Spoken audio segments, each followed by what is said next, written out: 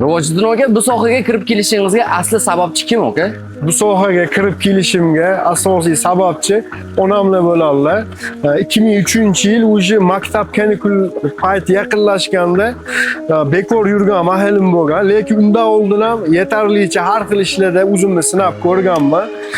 Keyin bitta hunarli bo'lsam deb turib, dedamning ukalari Azam akamlarga telefon qilgan. Shu bolani ham birorta hunarga beraylik deganlar, o'zi nimaga qiziqadi deb savol berganlar. O'zimni asosiy qiziqishim mashina sohasi, ya'ni motorga qiziqish bo'lgan. Keyin shunaqa motorga qiziqaman deganimda, bo'lmasa ertaga vokzalga kel, ko'rishamiz, men bitta zo'r usta tanishim bor deb chaqirdilar. Ertasi kuni bordim, kiyimlarimni olib borsam, ustaxonaga bordim. Usta bilan gaplashilganda, maktab kanikul yaqinligi bo'lganligi uchun o'zi shogirdlar to'lib bo'lgan ekan. Keyin xafa bo'lmaysiz, shogirdlar yetarli, keyinchalik bir xabarlashsa gaplashamiz deyishdi. Keyin yana o'yga qaytdim. Qaytganimda orada bir kun o'tgandan keyin yana telefon qildilar. Leningradga Areziya 15 ga kel deyishdi. Kiyimini olib biraloq kel deyishdi.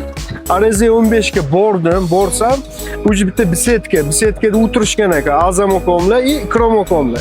Ikkitalari ham dedamlarning ukalari bo'lishadi. Ega bormagunimcha Ikrom akamlarni nima ish qilishlarini bilmasdim. Borsam, o'sha zavodda Areziya 15 ni rahbariy ekanlar. Bitta o eng yaqin oshilari bilan o'sha zavodda olib birga ish yuritishar. U joyda o'sha Azam akamlarning pechenniy sexlari bor ekan. O'shanda bilganman mana.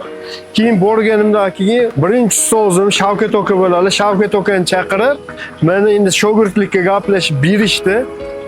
Ertadan kelaversin dedilar, lekin men kiyimlarim bilan tayyor bo'lib borgandim.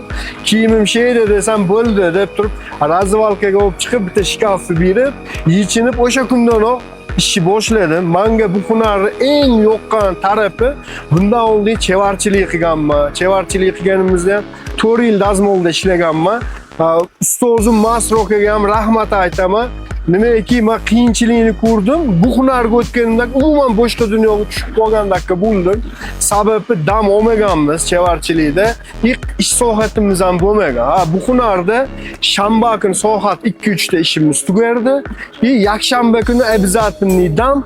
Qaysi bayram bo'lishidan qat'iy nazar har bayramda dam olingan. Shu sababli men umuman boshqa dunyoga tushdim. Astag'firullah bo'lib Allohdan so'rab, shu hunarni egallashga harakat qildim.